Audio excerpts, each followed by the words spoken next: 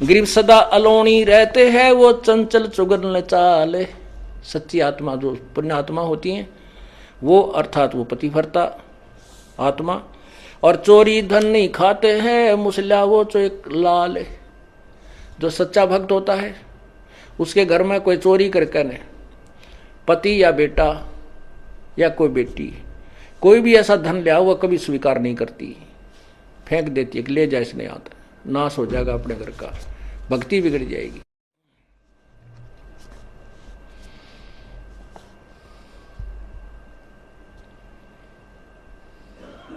हक हलालम खाते हैं, सो साहेब दर जाही, लाल मुसे घर में धरे, सो पति भरता नाही। चोरी के धन अपने घर पर रख ले वो भगत नहीं है, पुरुष है चाहे स्त्री।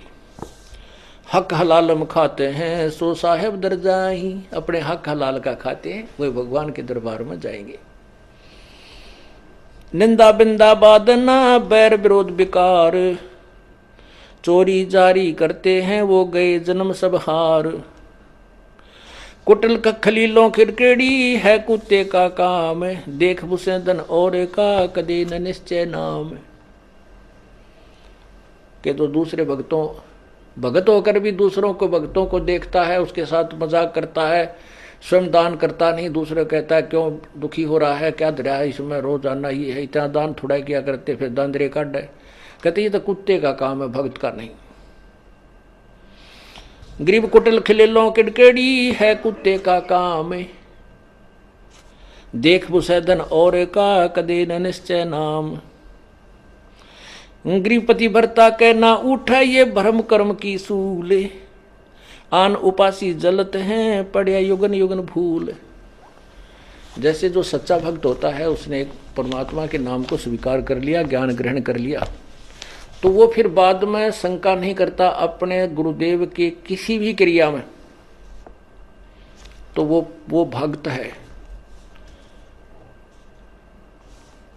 पतिभरता के ना उठे ये भरम कर्म की सूल,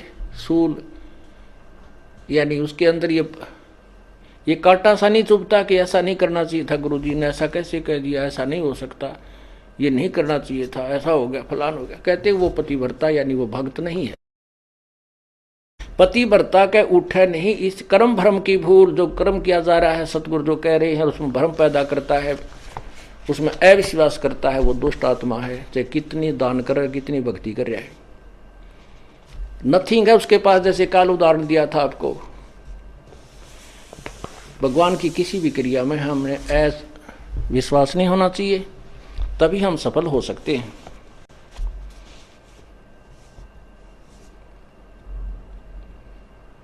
अब जैसे परमात्मा ने लीला की थी,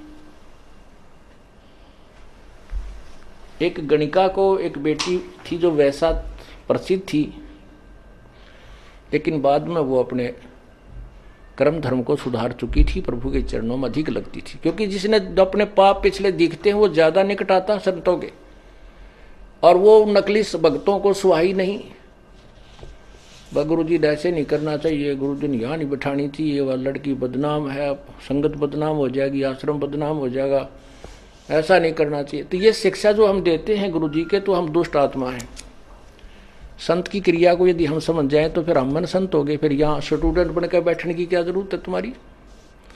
पुण्यात्माओं, जो भी आप बुद्धिमान ये हो जाओगे, नहीं हो तो धीरे धीरे परमात्मा बहुत झटके देगा, तो हम तभी वहां पार होंगे। कहते हैं कच्चा हीरा कर्च हो और नहीं सह घन भार, ऐसा यो मन हो रहा वहां लेखा ले दर करतार।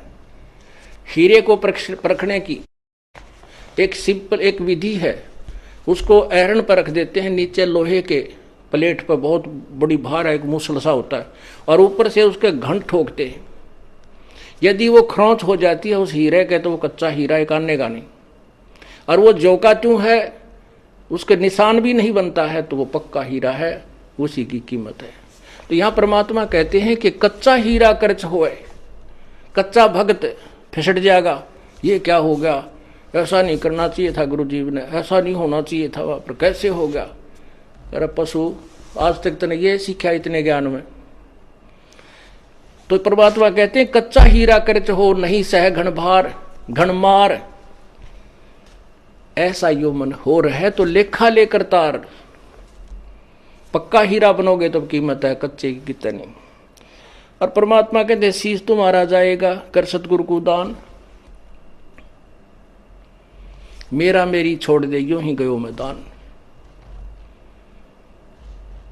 शीश तुम्हारा जाएगा और सिर के साटे हरी मिले तो भी सस्ता जान। हम छोटी से नुकसान को रोने लग जाते हैं। जो परमात्मा लास्ट में कहते हैं तेरा सिर दे के भी भगवान मिलता हो, तुझे गुरु संत सतगुरु मिलता हो, तो इन्होंने सोच ले कुछ भी ना गया। क्योंकि कोट शीश तन दे लिए यमराजा की भेंट, और एक शीश देकर देख ले अपने सतगुरु जी की भेंट। कोट शीश तन दे लिए यमराजा की फेंट, ये तो धकेत ले है। और एक शीश देकर देख ले सतगुरु अपने की भेंट। भेंट होती सब इच्छा से देना, और फेंट है झटके में, कोई फटकारा मार के, कोई झटका दे के, कोई किसी प्रकार खत्म कर देना। कहते एक शीश दे। शीश कैसे देना है? सिर सौंप्या गुरुदेव को सफल होया यो शीश, नतानंद इस शीश पर आप बसे जगदीश। शीश कैसे देना है? गुरु जी की आज्ञा का पालन करना है। गुरु जी कहेंगे शराब मत पी, बीड़ी मत पी, मांस ना खा, चोरी मत कर, ठगी ना कर, और ये साधनाएं मत करना। तो हमने उनकी प्रत्येक आज्ञा का पालन करना चाहिए। हमने वो ऐसा लगे कि ये ठीक नहीं है तो वो गलत है, उसको नहीं। क्योंकि हमारी बुद्धि इतनी अच्छी होती तो हम पहले ही चले जाते भगवान के दरबार में, या धक्के खाते ना हटते।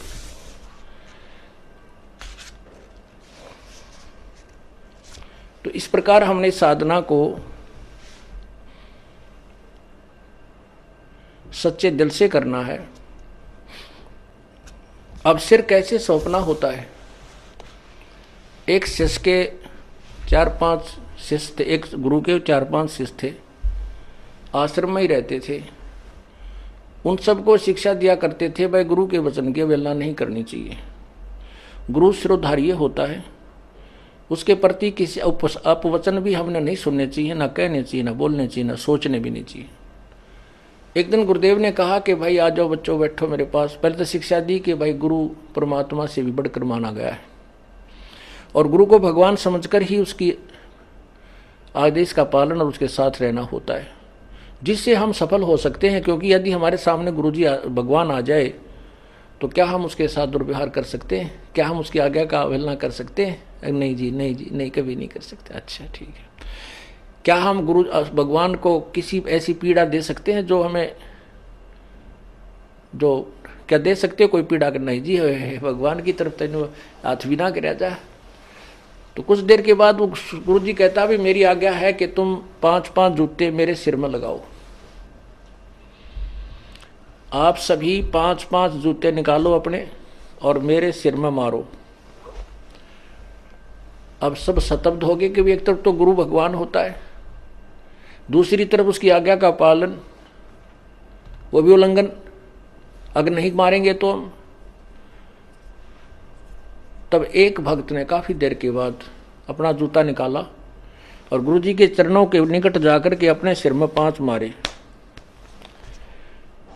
संत जी ने कहा बेटा डांडी मत मारे, तेरे सिर में नहीं कहा, मैंने मेरे सिर में कहा है। तब उसने कहा गुरुदेव ये दास का शीश भी तो आप ही का तो है, आपके शीश पे मार रहा हूं। तब उसको सीने से लगा लिया। धन्य है बेटा, बुद्धि भी चाहिए थोड़ी सी इस भक्ति मार्ग में। अकलबंद एक घना, बिना अकल क्या लख। तो ऐसे परमात्मा कहते सिर सौंपया गुरुदेव को सफल हुआ यो शीश। संत जी कह रहे हैं और नितानंद इस शीश पे आप बसे जगदीश। मारा रहा नहीं उसका है, इसने मारो चाहे छोड़ो, रखो चाहे खत्म करो, तो काल भी अड़प लेगा किसी दिन। भगवान लेगा तो ठीक ठिकाने तो रखेगा, मनुष्य जन्म दे देगा तो किरा कित गधा बना के छोड़ देगा। इसलिए हमने अपने परमपिता पर पूर्ण विश्वास रखना चाहिए।